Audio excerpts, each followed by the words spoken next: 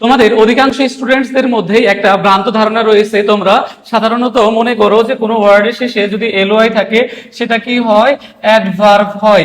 এই ধারণাটি পুরোপুরি সঠিক নয়।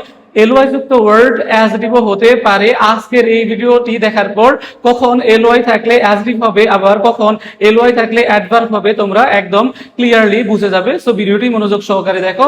এখানে দেখো বিগত সালে আসা একটি প্রশ্ন দেখো যে my brother is an elderly person. এখানে এল্ডারলি কি দেখো যে here elderly is a or an adverb, noun, conjunction, adjective. তোমরা অনেকেই কি উত্তর করে দাও, অ্যাডভার্ব উত্তর করে দাও। খুবই সহজ। দেখো যে এই ওয়ার্ডের শেষে কি রয়েছে, দেখো যে এল্ডারের শেষে এলওয়াই রয়েছে, তাহলে তো অ্যাডভার্ব, কিন্তু এখানে অ্যাডভার্ব হবে না।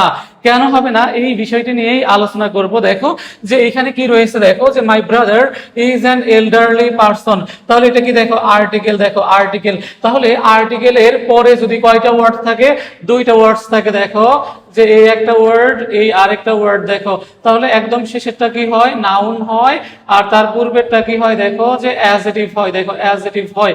তাহলে এই সূত্র অনুযায়ী তুমি কি উত্তর করতে পারো, দেখো যে অ্যাজেটিভ উত্তর করতে পারো। অথবা দেখো পারসন, পারসন হচ্ছে কি নাউন। এখন এই এল্ডারলি কাকে মডিফাই করেছে, এই পারসন নাউনটাকে মডিফাই করেছে। তাহলে নাউনকে মডিফাই করলে কি হয়, দেখো যে নাউনকে মডিফাই করলে অর্থাৎ নাউনের দোষ, গুণ, সংখ্যা, পরিমাণ, অবস্থা নির্দেশ করলেও সেটা কি হয়, দেখো যে অ্যাডজেক্টিভ হয়। কিন্তু এই ক্ষেত্রে আরো একটা বেসিক বিষয় রয়েছে, এটা জানা তোমার জন্য খুবই গুরুত্বপূর্ণ। সেটি হচ্ছে দেখো যে নাউন, দেখো noun plus LY equal to কি হয়, দেখো অ্যাজেটিভ। অর্থাৎ নাউনের সাথে এলওয়াই যুক্ত হলে সেটা কি হয়, অ্যাজেটিভ হয়। খুব ভালো করে মাথায় রাখবে।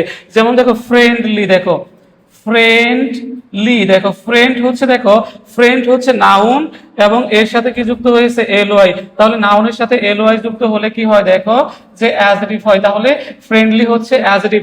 আর দেখো এল্ডার, তাহলে দেখো যে এল্ডার, এই এল্ডার ওয়ার্ডটি নাউন হিসেবে বসতে পারে আবার অ্যাজেটিভ হিসেবে বসতে পারে। তাহলে দেখো আমরা যদি এটাকে নাউন হিসেবে কনসিডার করি তাহলে এর সাথে এলওয়াই যুক্ত, তাহলে নাউন প্লাস হচ্ছে কি দেখো এলওয়াই, তাহলেও এটা কি হয়, দেখো অ্যাজেটিভ। অথবা দেখো টাইম, দেখো টাইমলি, দেখো টাইমলিও হচ্ছে কি অ্যাজেটিভ। আশা করি তোমরা সকলেই বুঝতে পেরেছো। তাহলে কখন এলওয়াই যুক্ত হলে অ্যাডভার্ব হবে, দেখো তোমরা যে বিষয়টা মাথায় রাখবে সেটা হচ্ছে দেখো যে অ্যাডজেক্টিভ, দেখো অ্যাডজেক্টিভ প্লাস এলওয়াই থাকলে তখন সেটা কি হয়, দেখো যে অ্যাডভার্ব হয়। আশা করি তোমরা সকলেই বুঝতে পেরেছো। এই ভিডিওটি দেখার পর আর এই ধরনের প্রবলেম নিয়ে আর তোমার কোনো প্রবলেম ফেস করতে হবে না।